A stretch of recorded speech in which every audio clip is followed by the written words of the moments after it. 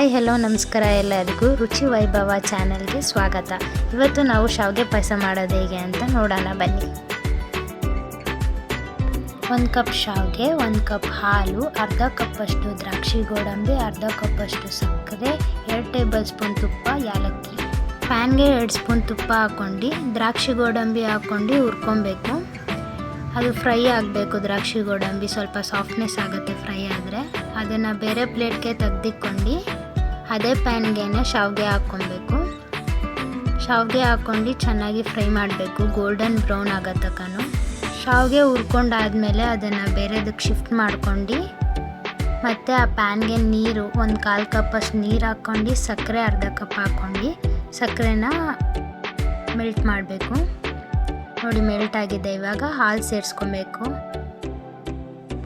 Next ಏಲಕ್ಕಿ powder add ಮಾಡ್ಕೊತಾ ಇದ್ದೀನಿ. ಏಲಕ್ಕಿ ಪೌಡರ್ ಆ್ಯಡ್ ಮಾಡ್ಕೊಳ್ಳೋದ್ರಿಂದ ಫ್ಲೇವರ್ ಕೊಡುತ್ತೆ, ಹಾಲಿಂದ ಹಸಿ ಸ್ಮೆಲ್ಲು ಕೂಡ ಇರಲ್ಲ. ಆಮೇಲೆ ಡ್ರೈ ಫ್ರೂಟ್ಸ್ ಆ್ಯಡ್ ಮಾಡ್ಕೊತಾ ಇದ್ದೀನಿ. ಹಾಲು ಚೆನ್ನಾಗಿ ಕುದಿಬೇಕು. ನೋಡಿ ಚೆನ್ನಾಗಿ ಕುದೀತಾ ಇದೆ. ಇವಾಗ ನಾವು ಶಾವಿಗೆನ ಆ್ಯಡ್ ಮಾಡ್ಕೊತಾ ಇದ್ದೀವಿ. ಶಾವಿಗೆ ಆ್ಯಡ್ ಮಾಡಿ ಅದು ಚೆನ್ನಾಗಿ ಬೇಯಬೇಕು. ಶಾವಿಗೆ ಬೆಂದಮೇಲೆ ನಮಗೆ ಬೇಕಂದರೆ ನಾವು ಬಾದಾಮ್ ಪೌಡರ್ ಆ್ಯಡ್ ಮಾಡ್ಬೋದು, ಇಲ್ಲ ಅದನ್ನು ಸ್ಕಿಪ್ ಮಾಡ್ಕೊಬೋದು. ಶಾವಿಗೆ ಪಾಯಸ ರೆಡಿ ಆಯಿತು. ನಮ್ಮ ಫಸ್ಟ್ ವಿಡಿಯೋ ನಿಮಗೆ ಇಷ್ಟ ಆಗಿದ್ದರೆ ಲೈಕ್ ಮಾಡಿ, ಶೇರ್ ಮಾಡಿ, ಕಮೆಂಟ್ ಮಾಡಿ, ಸಬ್ಸ್ಕ್ರೈಬ್ ಮಾಡ್ಕೊಳ್ಳಿ. ರುಚಿ ವೈಭವ ಕನ್ನಡ ಯೂಟ್ಯೂಬ್ ಚಾನಲ್ಗೆ ಸಪೋರ್ಟ್ ಮಾಡಿ.